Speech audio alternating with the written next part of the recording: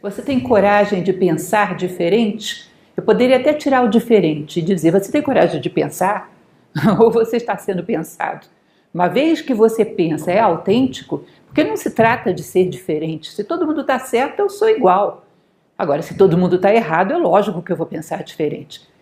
Existe, às vezes, uma carência tão grande, uma necessidade tão grande de aceitação, que se a multidão está indo para o abismo, eu vou com eles, porque eu não quero me salvar sozinho. Tá? Então, nós temos essa tendência de achar confortável pensar com a multidão, que não funciona bem assim, porque você abre mão da sua identidade, você abre mão de dizer ao mundo quem é você. Ou seja, apaga a sua possibilidade de escrever a sua história. Então, através do pensamento, como dizia Platão, tudo nasce lá no plano das ideias, depois vem para cá, né? Tudo nasce primeiro no pensamento, depois na nossa vida concreta. É possível a gente fazer alguma coisa sem antes pensar nisso? Sabemos que não. Tudo nasce no plano do pensamento. Então, no plano do pensamento está a base daquilo que viveremos hoje, que viveremos amanhã. Então, é muito importante que a gente conheça um pouco disso. Nós vivemos uma época onde o pensamento é muito coletivo. Nós não temos muita noção do que é construir os nossos próprios pensamentos. Então, acho que é uma boa reflexão, bem válida, para a gente sair daqui refletindo sobre isso. O que é pensar? De onde vem essa palavra e o que ela significa? Bom, pensar significa organizar o pensamento, segundo duas noções, organizar as ideias, segundo duas noções, uma noção formal e uma noção de conteúdo. Vocês lembram aquele brinquedo de crianças que tem um monte de letrinhas dentro de uma caixa e que a criança começa a arrumar as letrinhas formando palavras? A gente costuma dar para a criança quando ela está começando a alfabetizar, né? Para que ela forme as palavrinhas. É mais ou menos isso, você tem um monte de símbolos na sua cabeça, que são as palavras, que são as letras. Essas letras você vai combiná-las segundo um padrão formal, que é a língua portuguesa no nosso caso. Ou seja, a forma é a forma da língua portuguesa. E o conteúdo, a gente organiza em função de quê? É lógico que tem que ter uma referência também. Não pensem que isso não é necessário, o nosso pensamento se organiza em função de uma referência. Se nós não pensamos e não escolhemos, a referência é externa. É aquilo que está na moda, é aquilo que todo mundo pensa. Quando nós escolhemos, essa referência passa a ser interna. Em geral, o que a gente recomenda, sempre foi recomendado, que o pensamento se organize em função de ideias universais, de valores universais, como a justiça, a fraternidade, a bondade, o amor, etc, etc, etc. Todos os valores humanos, é em função deles que a gente deveria organizar o nosso pensamento. Então, tudo aquilo que favorece esses valores, eu tenho palavras de aprovação. Tudo aquilo que rejeita esses valores, eu tenho palavras de desaprovação. Isso seria o eixo em função do qual a gente deveria organizar o nosso pensamento. Vejam bem, a gente só tem duas opções. Ou organiza o pensamento segundo esses valores humanos, ou vai organizar segundo valores animais. Agora, cá entre nós, valores animais que são simplesmente sobrevivência e procriação, precisava de um padrão linguístico tão requintado assim? Os animais todos se viram fazendo ruídos, grunhidos, os sabiás estão todos por aí cantando, chamando as fêmeas, né, nessa época.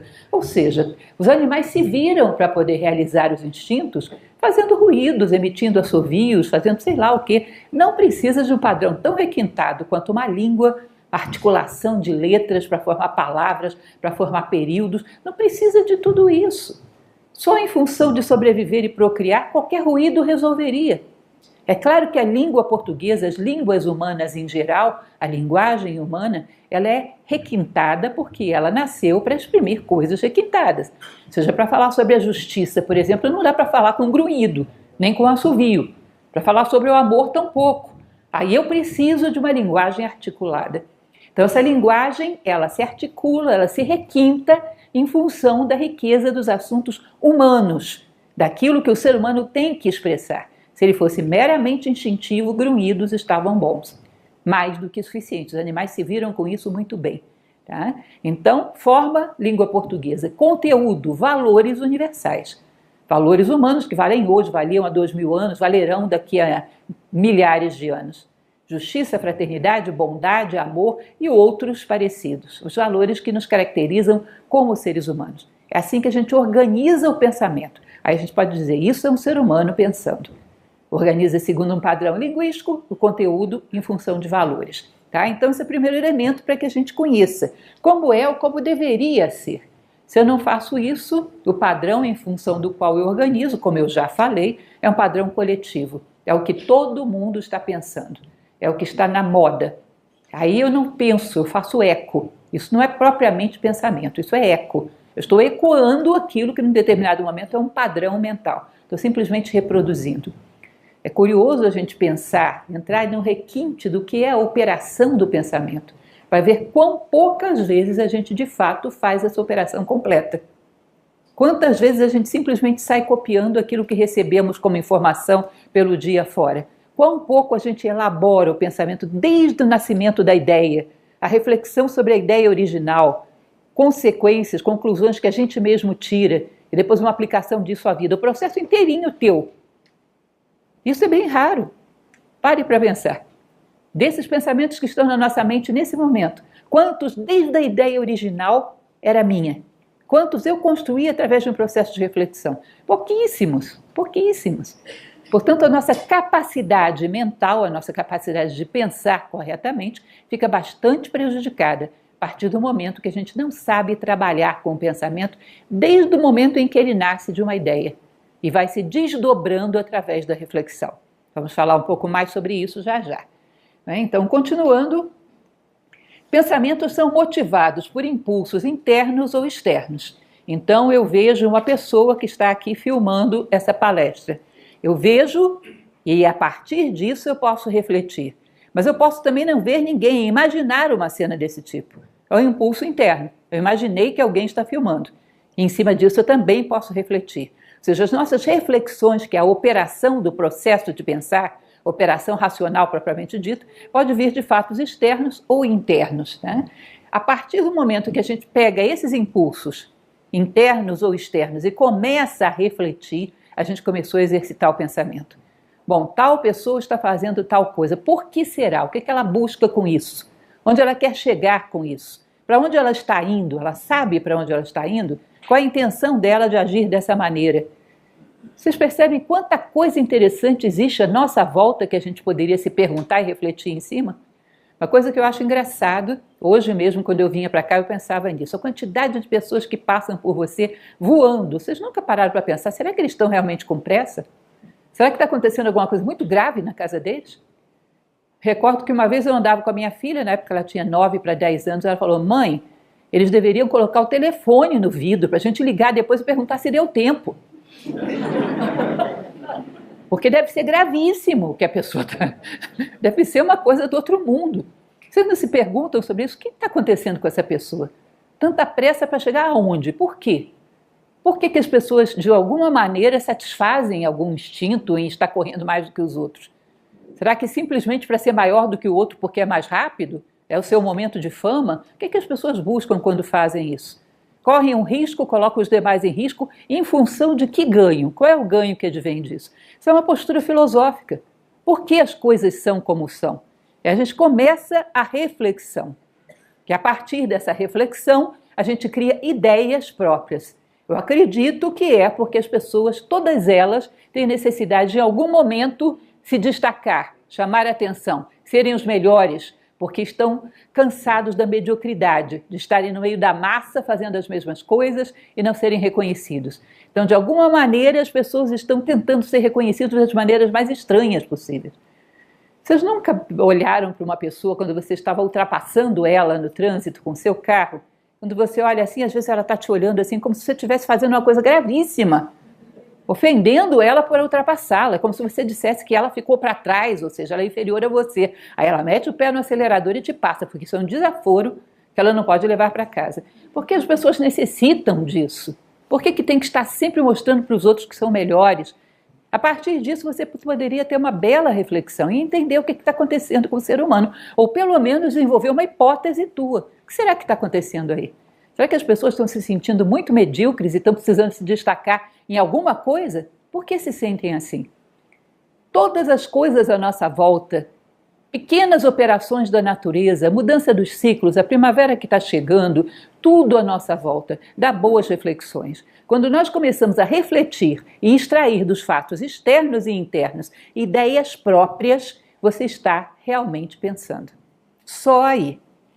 E essas ideias próprias são não uma verdade absoluta, mas o melhor que você logrou entender até agora, mas são tuas. Isso já é um valor tremendo. Eu extraí da minha observação da realidade, uma conclusão é minha. Ou seja, eu operacionalizei o meu pensamento sem manejá-lo, extraí alguma conclusão das coisas. Esse é um processo que a gente deveria praticar cada vez mais, ao invés de absorver ideias prontas. Quando você vai, às vezes, não sei se já aconteceu isso com vocês, em determinado momento a gente olha para uma ideia na nossa cabeça e diz, por que eu acredito nisso? Aí você começa a pensar sobre aquilo, você vê que aquilo não tem fundamento nenhum. E você está ali, sei lá, meses, há anos acreditando numa coisa dessa. Não submeteu um pinguinho de lógica, não submeteu nenhuma pergunta. Ou seja, não colocou aquela ideia contra a parede para ver se ela tinha algum fundamento. E às vezes, se a gente bobeia, ficamos acreditando em coisas desse tipo por anos, pela vida fora. Nunca me questionei por que acreditar numa coisa dessa. Mas acredito porque todo mundo acreditava. Tá? Então, existe uma passagem, quem aqui já assistiu a palestra do Kybalion, só para eu ter uma noção? É um bocado de gente, então sabe do que eu estou falando. Tem uma passagem no Kybalion, que é um livro que fala dos princípios egípcios que explicam a vida. Um dos princípios, é o 7º, é o princípio do gênero. Esse princípio do gênero, ele tem um subprincípio, que é o gênero mental, que tem tudo a ver para a gente falar um pouco sobre ele aqui, porque ele cabe como uma luva nesse momento. Dentro dessa obra, disse o seguinte, que a nossa mente, como tudo no mundo, ela tem 2 gêneros. Dentro de qualquer ser humano, homem ou mulher, a nossa mente tem 2 gêneros, o feminino e o masculino. O que vem a ser o masculino? É aquela ideia que é colocada dentro da nossa mente, aquele primeiro impulso, aquela primeira ideia. E depois vem a mente feminina, como se fosse um útero, pega essa ideia e vai desenvolvendo, vai alimentando e desenvolvendo. Até que, num determinado momento, essa ideia vira um fato e vem ao mundo e gera uma ação tua. Ou seja, essa mente masculina e feminina é muito interessante. Inclusive, o autor do Kybalion, ele costuma dizer que isso é como se fosse um ovo de cuco. Vocês conhecem esse passarinho? Cuco é um bichinho muito carinha de pau. Ele simplesmente vai no ninho dos outros passarinhos e coloca os ovos para fora e coloca o ovo dele. E o passarinho fica ali chocando um ovo. O cuco é uma ave grande, às vezes é um pardalzinho chocando aquele ovo que não tem mais tamanho, e nasce um passarinho enorme, mas ele acha, é meu filho, fui eu que choquei. Não é assim? Esse fenômeno do gênero mental é parecido com isso. Eu chego para ela e digo, olha, eu acredito que ela não gosta de você. Não sei, foi uma impressão que me deu, pode ser que eu esteja errada. E vou-me embora, ela não me vê mais. Vou para o Japão, mas eu joguei uma ideia na cabeça dela. Aí ela começa a germinar essa ideia. E hoje ela passou por mim e não me cumprimentou. E hoje parece que ela evitou de olhar para mim. E hoje ela fez tal coisa. Ela vai desenvolvendo, dando corpo a essa ideia. Daqui a pouco isso gera um fato, ela vai romper com ela. Mas ela não percebe, ela vai achar que isso é uma ideia dela. Ela não lembra que quem insuflou, quem colocou a semente, quem inseminou essa ideia fui eu. E como nós desenvolvemos a ideia, achamos isso é filho meu. E não é. Quantas vezes isso acontece, gente? Quantas vezes? Mais do que a gente imagina. Quando você passa pela rua, num outdoor, quando você liga um rádio, uma TV, quando está no computador, o tempo todo estão sendo jogadas ideias. Algumas delas, sem que a gente perceba, a gente absorve e começa a desenvolver todo um conjunto de argumentos em torno daquilo. E não percebe que não são ideias nossas. Isso é um processo de manipulação muito utilizado. Ou seja, nós só desenvolvemos a mente feminina. A masculina, alguém jogou a semente na nossa mente. Um pensamento inteiramente nosso é aquele que a ideia que inseminou é tua e o desenvolvimento também é teu. Então a gente poderia parar e perguntar, como foi que começou essa ideia? Quem foi que colocou isso na minha cabeça? Às vezes você localiza o momento em que alguém jogou a semente. Tal coisa, você percebe, não fui eu. Então é um processo muito comum de manipulação, quando nós estamos recebendo sementes e estamos o tempo todo. ideias equivocadas, tendências coletivas, manipulações para que você compre coisas, para que você acredite em candidatos, para que você faça determinadas coisas, tenha certos hábitos de vida o tempo todo. E você muitas vezes não tem noção de que não são ideias tuas. Se eu perguntar para você o que você acha da vida, eu não me excluo disso. Se eu perguntar para você o que você acha da vida, talvez entre 10 ideias que você fale, umas 7 tenham sido inoculadas por alguém e não sejam suas. É incrível, mas é assim mesmo. Se nós pararmos para olhar com honestidade no nosso plano mental, vamos ver quão poucas ideias são inteiramente minhas, tanto a mente masculina quanto a feminina. E esse é um elemento que a gente tem que observar, para que a gente possa começar a realmente pensar inteiramente a partir de nós mesmos. Aprender a exercitar a arte de pensar e sermos donos das nossas ideias, porque isso é fundamental. Ainda que equivocadas, ainda que precisando ser aperfeiçoadas, mas eu criei essa ideia. Agora vou caminhar com ela, vou fazê-la amadurecer. Mas fui eu que extraí isso da minha experiência de vida. Isso é fundamental. Continuando, os impulsos externos. Vemos que as coisas são ou a versão que nos interessa. Isso é uma outra coisa, gente, que talvez vocês não estejam muito conscientes disso, mas isso é uma tendência de pensamento que existe no nosso momento histórico, mas existe há muito tempo. Immanuel Kant falava sobre isso, e hoje está na moda falar sobre isso de novo. O que é essa ideia? Que o mundo não existe como tal. O mundo é uma criação da mente humana. Vocês já ouviram falar disso? Seria uma projeção da mente humana. Então é como se nós estivéssemos, todos nós, com uns óculos virtuais, imaginando as coisas, e o mundo à nossa volta não existe. Só existe um bando de seres humanos com óculos virtuais. Muita gente acredita nisso. Immanuel Kant foi o lançador dessa ideia. Depois nós vamos ter alguns outros filósofos que desenvolveram isso. E hoje tem muita gente defendendo essa ideia. Cá entre nós, eu acho bastante pretensioso da parte do ser humano ele imaginar que se ele não existisse, não existiriam as coisas. Que é a mente dele que constrói as coisas. Nós temos que perceber que antes que nascesse o primeiro hominídeo, ou seja, o primeiro ancestral nosso, o universo já estava aí. E existia, sem que um único ser humano existisse. Vocês acham mesmo que se a espécie humana deixasse de existir, os planetas, os sóis, as galáxias iam deixar de existir? Existem em função da nossa mente? Isso é, no mínimo, bastante presunçoso, né? Eu acredito que as coisas existem em si, independente da opinião humana. Mas por que temos muitas vezes essas ideias de que o universo não existe, que a verdade não existe, que é uma criação mental nossa? Porque a maneira como nós olhamos para as coisas, nós não vemos as coisas em si. Nós vemos o que das coisas nos interessa. Prestem atenção nisso. É aquela música do Caetano Veloso, Narciso acha feio o que não é espelho. Lembram? Eu fragmento a realidade à minha volta e só vejo um ângulo da realidade. Aquilo que pode atender aos meus interesses. Então, se uma pessoa passa por mim, em geral, na sociedade, essa pessoa não tem nenhum tipo de riqueza material, não tem nenhum tipo de fama, não tem nenhum tipo de beleza física, ela não atende aos meus interesses, eu nem a vejo. Ou seja, é como se ela fosse invisível. Existe um caso que uma vez foi veiculado pela internet, depois eu fui atrás e descobri que realmente era verdadeiro. Foi um caso de um professor universitário, num dos estados do sul, não me recordo agora. Ele tirou uma licença sabática, ou seja, se afastou da universidade e conseguiu um emprego, gente, no sistema de limpeza urbana da cidade dele para trabalhar como gari dentro do campus onde ele dava aula. No exercício que ele fez. Cortou o cabelo, botou o bonezinho, uniforme de gari e foi trabalhar lá.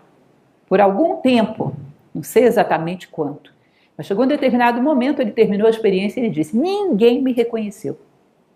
Sabe por que ninguém me reconheceu? Ninguém olha para gari. Qual é o interesse que um gari pode te oferecer? O que ele tem para te oferecer? Nada. Então ele é invisível.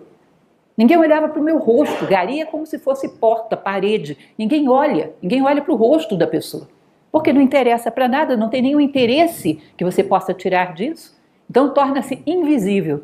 O nome do texto é Invisibilidade Pública. Ele chegou a essa conclusão, eu achei muito curioso e muito interessante. Porque a gente realmente fragmenta a realidade e vê só aquilo que nos interessa. Existe uma frase de um escritor russo, Leon Tolstói, que ele diz: há quem passe por uma floresta e só veja lenha para a sua fogueira. Então imaginem vocês, de todo o universo de vida que existe numa floresta, eu vejo o quê? O que que pode atender a minha necessidade? Eu tenho uma lareira lá em casa, preciso de lenha, então olho para a floresta e só vejo lenha. A vida que tem ali, todo o ecossistema, não vejo nada, não me interessa. Para que isso vai me servir? Então, eu não vejo nada que não atenda aos meus interesses pessoais. Então, nós fragmentamos a realidade. É como se a gente olhasse para as coisas com uma lanterna de muito baixa potência, que é a lanterna dos nossos interesses, que só ilumina aquilo que as pessoas têm, que pode nos servir para alguma coisa. O resto a gente não vê. Platão, no seu mito da caverna, não vou entrar muito em detalhes sobre isso, mas no mito da caverna ele vai dizer que quando as pessoas saem da prisão daquela caverna, uma caverna onde elas vivem em função de ilusões, quando elas saem daquela prisão, elas veem as coisas iluminadas para a ideia do bem. Ou seja, ao invés de você iluminar as coisas com a sua lanterninha, você ilumina com a luz do sol, que ele diz que é equivalente à ideia do bem. E aí você vê as coisas em plenitude. Sabe o que é olhar as coisas iluminadas para a ideia do bem? É você olhar para alguém e pensar: o que eu posso fazer por essa pessoa, ou por esse objeto, ou por esse animal, que possa beneficiá-lo, levá-lo na direção do bem dele, sem querer nada para mim. Isso é iluminar as coisas pela ideia do bem. Como eu posso interferir de maneira a aproximar esse ser do seu bem, sem querer nada para mim, sem nenhum interesse pessoal. Quando eu olho dessa maneira, eu vejo o que as coisas são. Você imagina que você queira se abrir com um amigo, você está com uma angústia qualquer e precisa desabafar. Você vai desabafar com uma pessoa que pode manipular o que você vai dizer? Não, você vai desabafar com uma pessoa que só queira o seu bem, não é isso? Vocês acham que a natureza não sabe disso? Acham que ela é boba? Ela sabe disso. E ela não vai se abrir diante de alguém que quer manipulá-la. Ela só vai se abrir diante daquele que só quer o seu bem. E aí ela se abre e mostra o seu coração. E esse homem que tem esse olhar desinteressado para as coisas, ele começa a ver a essência das coisas. Percebem? Entendem isso? Nós só começaremos a ver o que as coisas são quando a gente conseguir segurar os nossos interesses pessoais, os nossos desejos, e olhar as coisas imaginando o direito delas estarem aqui. Elas por elas mesmas, e não porque eu queira tirar alguma coisa delas, não porque atenda alguma necessidade minha. Olhar para as coisas sem nenhum desejo, sem querer tirar proveito delas para nada. Se nós conseguimos zerar isso, é aquilo que um filósofo do século passado, chamado Sirihan, ele dizia que isso é a visão pura, é a pureza. Olhar para as coisas com zero desejo. Olhando e querendo ver o bem delas. Aí você enxerga as coisas e você vai se surpreender. Porque aquelas pessoas pelas quais você sempre passava, você vai ver que são completamente diferentes daquilo que você imaginava. Os objetos com que você convive, vai ver que são outra coisa. Os animais, vai começar a ver o mundo de uma maneira muito mais rica. Que a gente não está olhando só para aquela fatia iluminada pela minha lanterna do meu interesse. Está olhando para a plenitude dos seres. Por quê? Porque não quer usá-los, não quer manipulá-los. E só assim a gente sai da nossa bolha de ilusões e começa a ver as coisas. Vocês imaginam que você possa viver anos ao lado de uma pessoa e nunca vê-la completamente? Nunca conseguir ver em plenitude aquela pessoa?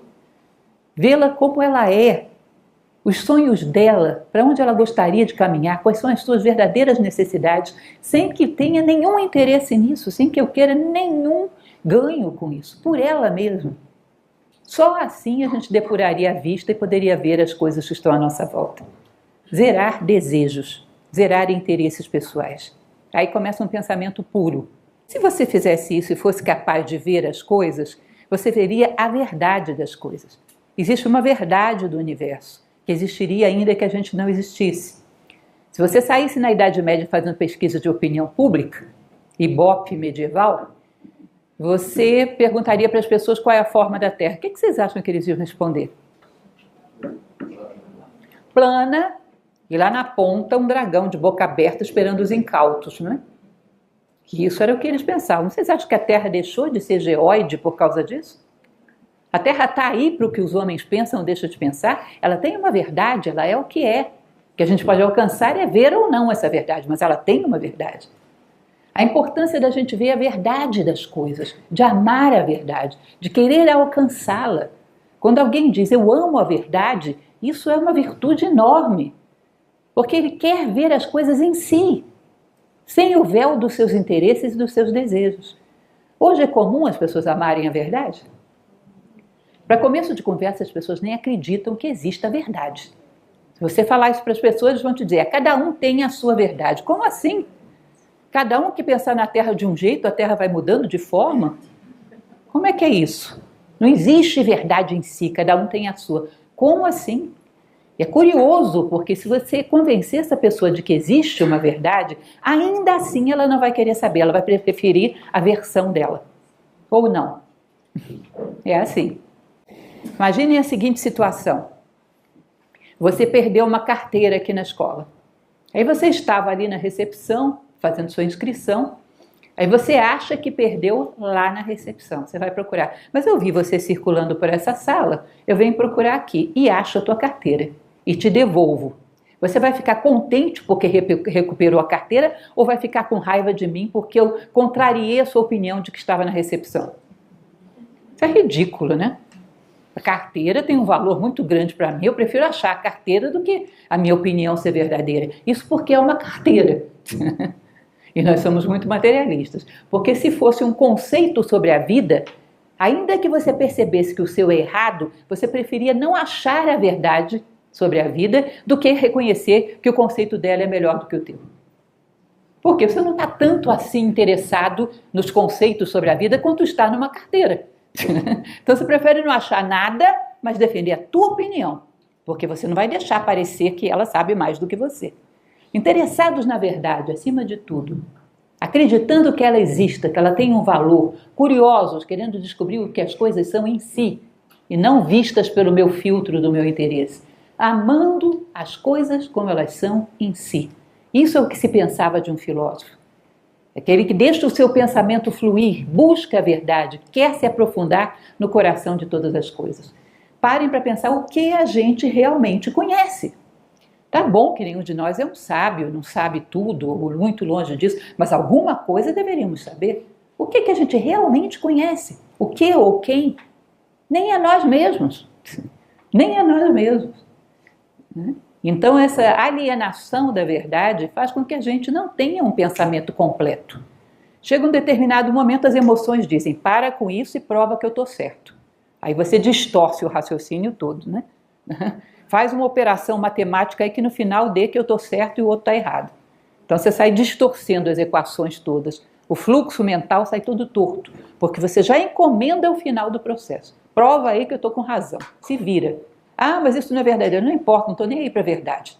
Contanto que eu saia ganhando, tá bom. A minha versão é muito superior a qualquer verdade que exista. Percebam que é complicado pensar nesses termos. Uma operação mental completa, honesta, limpa, que te aproxima da verdade das coisas, não pode ser manipulada dessa maneira. Isso é mais uma coisa que nos impede de pensar corretamente. Continuando, ainda que haja uma visão interna, é ela que define o nosso pensamento?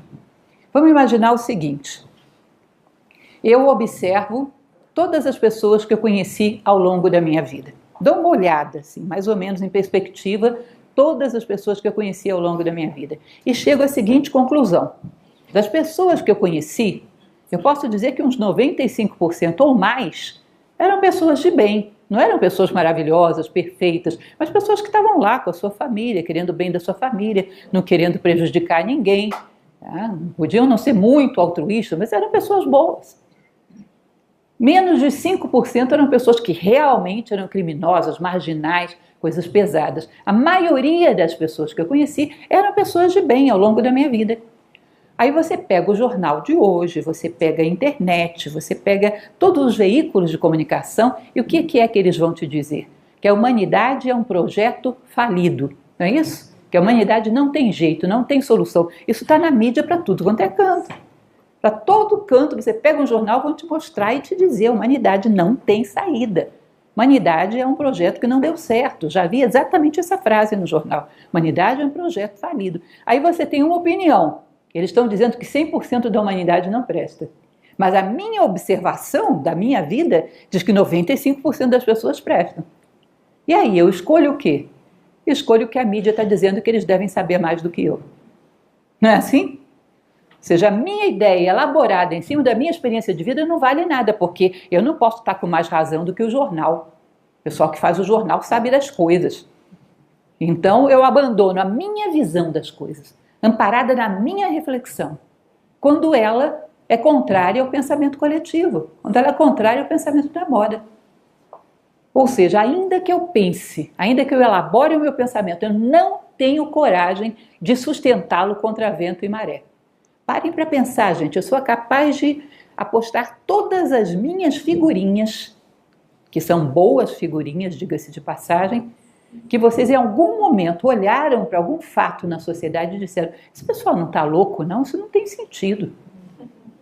Que coisa esquisita. Mas tudo bem, passou, você começou a levar aquilo em consideração como todo mundo, acostumou a ouvir aquilo e deixou para lá. Mas nunca aconteceu quando vocês viram uma notícia, viram falar que alguém estava fazendo alguma coisa, algum acontecimento. Olha assim, gente, esse negócio é meio maluco, não é não? Que coisa mais sem cabimento, mas depois acostumam a ouvir e deixam isso para lá. Nunca aconteceu isso com vocês? Às vezes a lógica, o nosso bom senso de, gente, esse negócio não tem pé nem cabeça. Mas aí você vê todo mundo falando com tanta naturalidade que você deixa para lá. Essa é a primeira impressão, que é uma primeira impressão muito válida. Normalmente é apoiada num bom senso, numa reflexão própria. Muito válida. E você abandona porque todo mundo está dizendo o contrário. Ou não é assim? É assim. Esses dias eu estava, ano passado tive a oportunidade de viajar e ir até a Índia, passei algum tempo lá. E vocês devem saber, hoje a Índia é o país mais populoso do mundo, ultrapassou a China, 1 bilhão e 400 milhões de seres humanos. E uma situação de pobreza extrema, de miséria extrema. Aí, de repente, eu pego o jornal, a Índia está com um projeto, levou uma nave espacial até o lado escuro da Lua. Eu falei, gente, a Índia está com dinheiro para isso? Esse negócio não é meio sem cabimento, não? O estado em que a população deles vivem, eles estão construindo nave espacial, um negócio meio esquisito, né? Você tem aquele primeiro impacto que teu bom senso diz, esse negócio não está certo. Mas daqui a pouco você esquece, que legal, eles foram para o outro lado da Lua, que bacana, e vai embora. Quantas vezes a gente abandona o nosso bom senso, porque aquilo que todo mundo está dizendo, aquilo que a imprensa está dizendo, aquilo que a mídia está consagrando, tem valor maior do que a nossa experiência de vida. E isso é incrível que a gente tenha tanta falta de autoconfiança assim, tanta falta de autoafirmação assim. Não somos capazes de falar aquilo que ninguém quer ouvir. Não somos capazes de dizer uma voz contrária àquilo que a multidão diz. Todo mundo está dizendo A, não vou ser eu que vou dizer B. Eu vou dizer A também. Muito mais fácil, né? Muito mais confortável. Imagina eu me erguer no meio dessa multidão e dizer: a humanidade tem jeito sim, a maioria são pessoas boas. Eu não. Todo mundo vai me jogar pedra. Deixa eu pensar como todo mundo, é melhor assim. Quantas vezes fazemos isso? Ou seja, nós, quando pensamos, boicotamos o nosso próprio processo de pensamento, porque não acreditamos em nós mesmos. Achamos que nós não temos capacidade de impor a nossa opinião sobre os demais, como se os demais conhecessem muita coisa. Na verdade, o coletivo, se a gente for fazer uma pesquisa, gente, ao longo da história, aquilo que a massa estava pensando, em geral, não estava certo. Na Idade Média, em vários momentos históricos, você vai ver o que estava na moda pensar. Você vai ver que não era a verdade. Chegou um homem lá, um Galileu da vida, e sozinho disse que nada daquilo era daquele jeito. A massa estava pensando de maneira totalmente equivocada. Será que hoje é diferente disso? Será que as opiniões coletivas são muito confiáveis pela primeira vez na história? Não vale a pena você confiar mais em si próprio? Olha, eu acho que vale.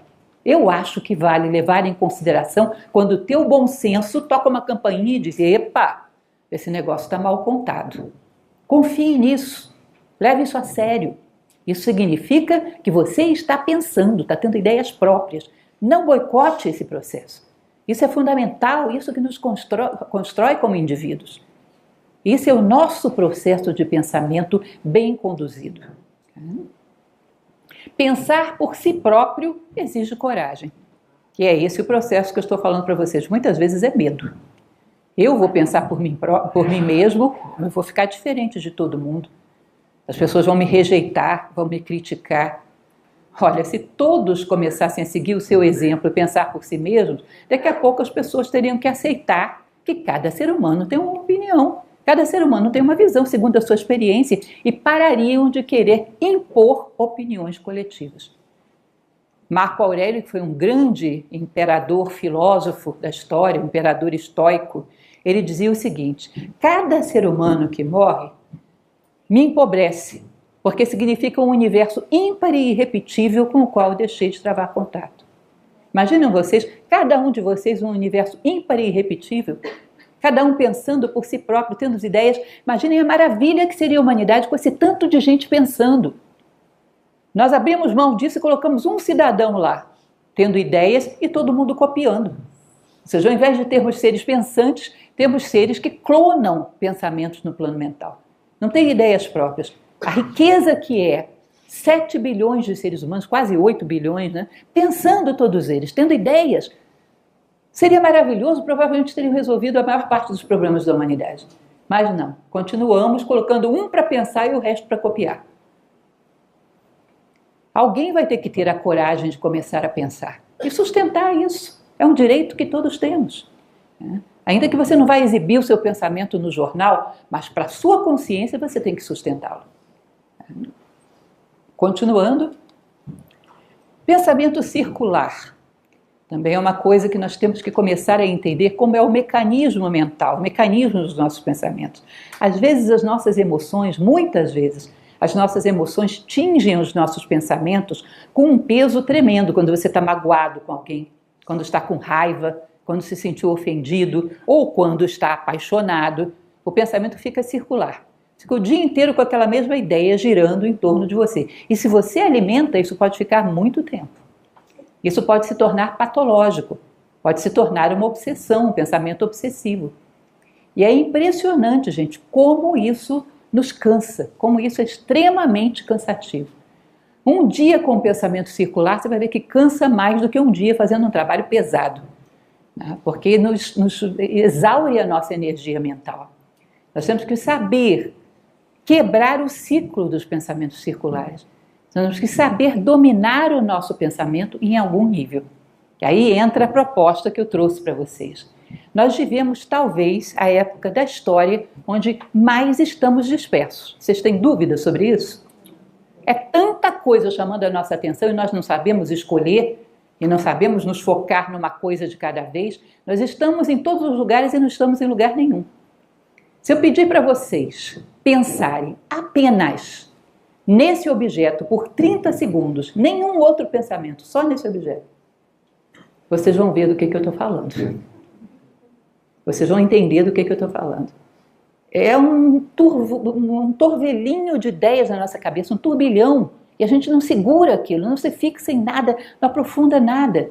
Nós vivemos uma época muito dispersa e com muito pouca capacidade de concentração. Isso é um elemento grave que faz com que a gente não aprofunde coisíssima nenhuma. Esse descontrole, nós não somos capazes de gerar um silêncio interior que nos permita aprofundarmos em nada. Vocês acham que alguém que fez alguma coisa expressiva na história da humanidade estava com a mente dispersa, rodando em mil coisas? Leonardo da Vinci pintando a Mona Lisa e pensando na morte da Bezerra. Seria a Mona Lisa que ele faria? Seria uma obra medíocre. Isso que ele faria. Mozart compondo lá as suas músicas e pensando em mil coisas ao mesmo tempo. Ele teria feito a obra que ele fez? Não, seria um medíocre. Vocês conseguem imaginar alguém fazendo alguma coisa de qualidade quando não se concentra naquilo que está fazendo e está pensando em mil coisas ao mesmo tempo? Alguém fazer algo de qualidade nessas condições? Você vai ter mediocridade, superficialidade. A mente é como se fosse luz. Você concentra essa luz num grau, você vai ter como um raio laser, que é capaz de penetrar nas coisas, revelar o mistério das coisas. Qualquer um que tenha feito algo com uma qualidade digna de nota na história era uma pessoa que sabia se concentrar. Tinha uma mínima capacidade de dominar o seu pensamento. Se vocês forem ver métodos de meditação oriental, todos eles falam a mesma coisa. Capacidade de controlar os seus pensamentos é o ponto de partida para que você possa ter algum processo de reflexão profunda. Para que você possa conhecer um pouco os mecanismos de imaginação, de intuição, de inspiração. Vêm essas coisas quando você produzir um certo silêncio mental, porque senão você não percebe nada. Homens criativos, homens imaginativos, homens intuitivos têm algum controle mental, porque senão não consegue, ainda que venha alguma ideia, ele não percebe. Por isso que hoje é tão raro uma pessoa ter imaginação acima da média. É tão raro que seja inspirado para criar coisas acima da média. Não consegue concentrar a sua mente em coisíssima nenhuma. Vocês já perceberam uma coisa que é interessante? Quando a gente está fazendo uma coisa mais ou menos mecânica, repetitiva, e está prestando atenção naquilo. No meu caso é lavar a louça. Lavar a louça para mim é maravilhoso. Por quê? Quando você concentra na louça, você tirou um pouco dos pensamentos circulares, você está concentrado na louça. E fica ali fazendo aquele trabalho simples. Daqui a pouco vem um verso de uma poesia, daqui a pouco vem uma ideia maravilhosa de uma palestra para fazer. Eu quase que tenho que lavar a louça com um bloquinho do lado. Porque parece que aquela atividade mecânica, eu me concentrei ali, deu uma sossegada no pensamento. E aí quando deu uma sossegada no pensamento, começam a cair essas gotas de coisas superiores. Um pouco de inspiração, um pouco de imaginação, essas coisas começam a falar e eu ouço. Porque estou com um pensamento ali mais ou menos concentrado numa coisa só. Às vezes dirigindo, nunca aconteceu isso com vocês? Dirigindo vem uma ideia genial. Se não para e anota, perde. Muito nesses atos repetitivos surgem ideias maravilhosas que a gente tem que saber aproveitar. Porque é um momento onde a gente está mais ou menos controlando a mente. Ela está fazendo uma coisa só. Ali, repetitiva, rítmica. Nessa hora é muito bom para vir inspiração, para vir intuição. Porque é como se a tua intuição estivesse lá em cima dizendo: rapaz, faz um pouco de silêncio para você me ouvir, um minutinho que seja. Aí você vai varrer a casa. Ótimo, agora ele só está pensando na vassoura, deixa eu ir lá. Pum! É assim, é curioso isso.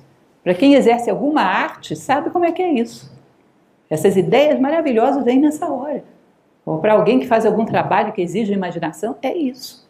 Esses são os momentos que a imaginação a gente aproveita para aparecer na tua vida. Porque o nosso descontrole mental é muito grande.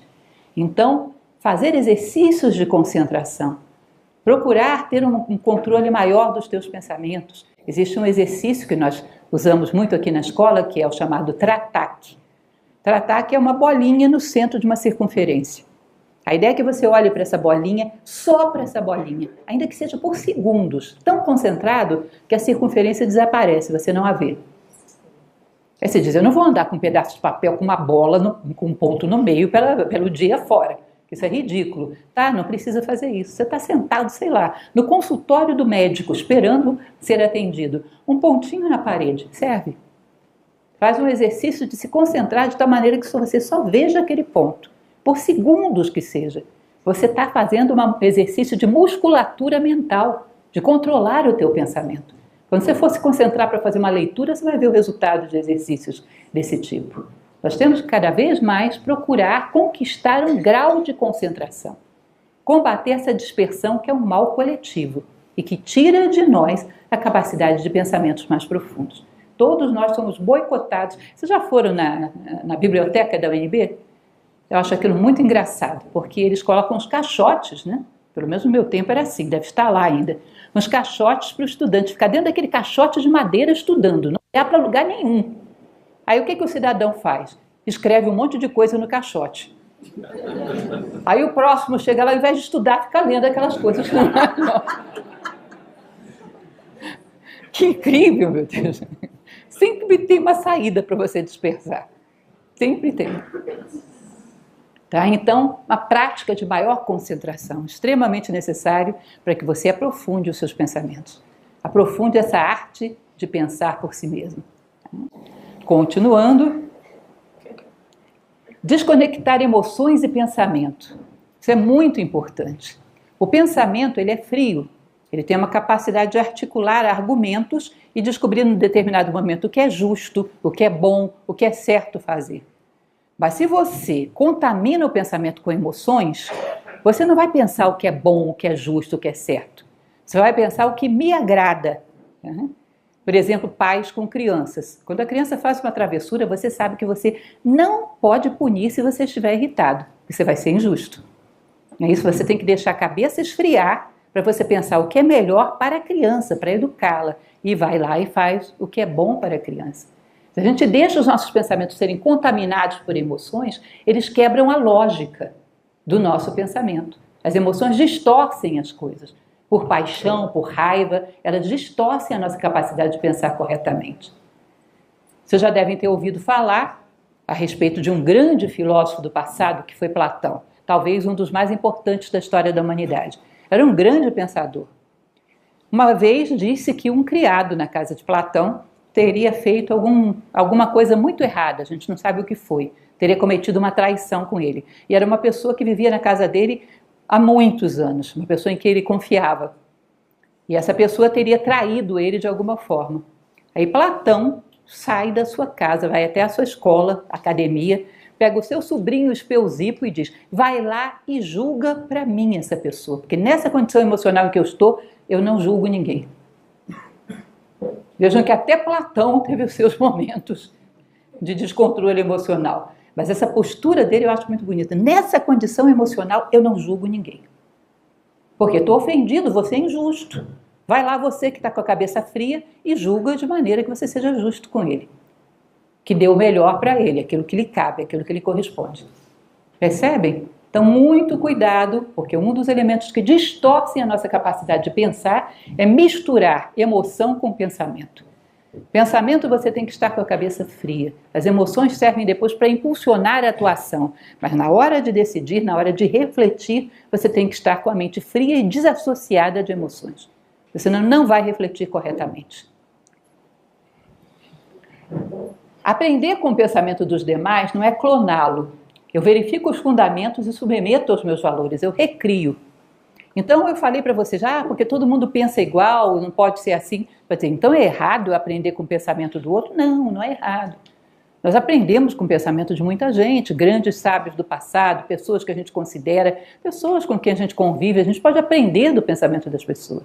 Mas você pega o pensamento dela, submete aos teus valores, imagina como isso funciona, você recria esse pensamento. Porque você submeteu ele a uma lógica, a um conjunto de valores que são teus, refletiu sobre como aquilo funciona na prática e viu que funciona. Bom, agora é meu. Eu recriei esse pensamento, eu não copiei o pacote pronto. Eu não peguei o software e coloquei para rodar igualzinho. Não, eu peguei essa ideia e submeti aos meus valores e à minha visão de mundo. E cheguei à conclusão que ela era bem fundamentada. Você vai ver que grandes pensadores do passado, como o próprio Platão, nenhum deles gostava de discípulos, de alunos que os copiassem. Gostavam de alunos que os entendessem, que fossem capazes de pegar essas ideias, trazer para o seu mundo, submetê-la ao seu exame, à sua reflexão e chegar a conclusões a partir disso, conclusões próprias. Por que a gente faz um curso de filosofia, traz vocês aqui, ao invés de mandar vocês lerem Platão na casa de vocês? Exatamente porque cada um que estuda Platão teve a capacidade de recriar isso dentro da sua vida. E a gente acrescenta coisas que na sua casa você não vai ter. Entendem? Isso é um professor. Por que você iria no colégio? Você ficaria em casa e leria o livro. Mas o professor recria dentro dele, a partir da sua visão de mundo, dos seus valores, ele recria essa história, ele acrescenta a capacidade que ele teve de entender isso, para que você entenda melhor. Se ele não faz isso, ele não vai existir como professor. Se o professor não recria o ensinamento na vida dele, ele vai deixar de existir como profissional, porque aí a inteligência artificial, o Google da vida, em algum momento vão substituí-lo. O que a inteligência artificial nunca vai fazer é viver os ensinamentos. Um professor faz isso, mas se ele não faz, vai ser substituído. Então o pensamento do outro é recriado, não é copiado. Você pode e deve aprender com todo mundo, mas esse pensamento é recriado, ele é submetido à tua reflexão, não é copiado prontinho e colocado para rodar. Cuidado com muitos pensando igual. Provavelmente muita gente pensando igual, o que vocês acham que está acontecendo? Provavelmente um só está pensando, o resto está copiando. Não tenham dúvida. Se todo mundo estivesse pensando, você teria ali um conjunto de opiniões muito grande. Brasil, 200 milhões de pessoas, 100 milhões pensando do jeito X, 100 milhões pensando do jeito Y. É muita gente pensando de um jeito só.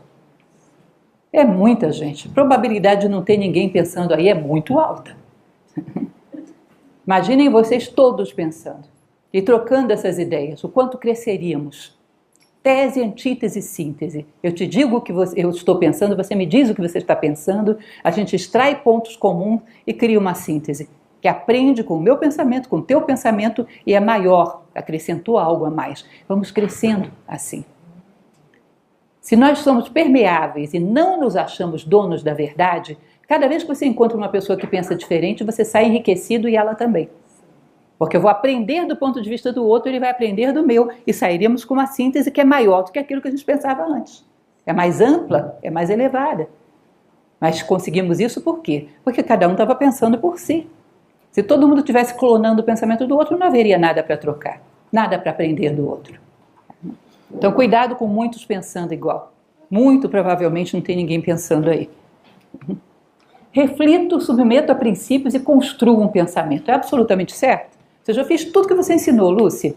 Peguei um fato que eu observei na minha vida, refleti sobre ele, cheguei à conclusão de que até agora, nesse momento da minha vida, eu acho que tal coisa é certa. É o melhor que eu consegui ver até agora. Mas isso é verdade absoluta? Não.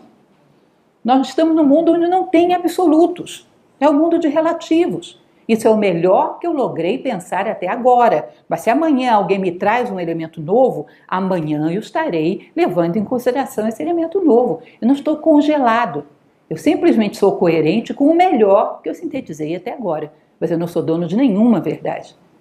Percebam que quem não tem o hábito de pensar, quem tem inércia, não gosta de pensar, tem preguiça de pensar, normalmente se sente seguro em cima de ideias prontas, dogmas, ideias rígidas. E se sente seguro porque ali tem uma verdade. Normalmente quem pensa se sente seguro exatamente porque sabe que está em construção. Que se surgir algo novo, ele vai crescer. E vai surgir outro algo novo, ele vai crescer. A segurança de um filósofo, por exemplo, é saber que ele está em construção, que ele não é dono de nada e que ele vai estar fluindo junto com a vida. Aprender a se sentir seguro assim. O que eu tenho? O melhor que eu logrei ter até agora. É a verdade absoluta? Claro que não. Esse não é um mundo de absolutos. Uma das piores coisas, Platão falava sobre isso. Pior coisa para quem quer aprender é achar que já sabe, não vai aprender mais nada. O maior impedimento para o aprendizado é achar que já sabe. Não vê mais nada, não absorve mais nada. Ânimo de aprendiz.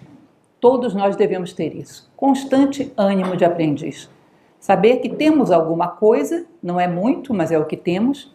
Temos a nossa visão de mundo, que é o melhor que logramos até agora. Não estamos vazios, mas estamos sempre querendo aprender um pouco mais. Isso é fundamental. Imaginar uma sociedade de todo mundo assim? Com ânimo de aprendiz, e quando encontra um diferente é capaz de integrá-lo, aprender com ele? O que seria uma humanidade assim? Pior inimigo do aprendizado é achar que já se sabe, como eu falei para vocês. Pensamento rígido pode virar fanatismo e preconceito. Ou seja, essa é a verdade, eu tenho a verdade. Está complicado, meu caro. Se você acha que tem a verdade, ou o outro está contigo ou está contra você. E necessariamente você vai ter preconceito em relação ao outro.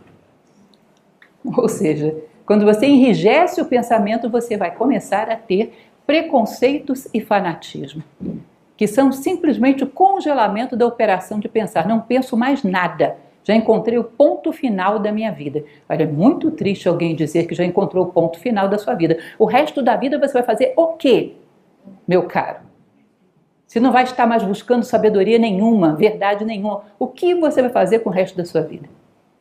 Então, muito cuidado com pensamentos rígidos, com dogmatismos. Vão gerar preconceito, vão gerar exclusão do outro, vão gerar um processo onde a gente não aprende com ninguém. Ficamos todos congelados.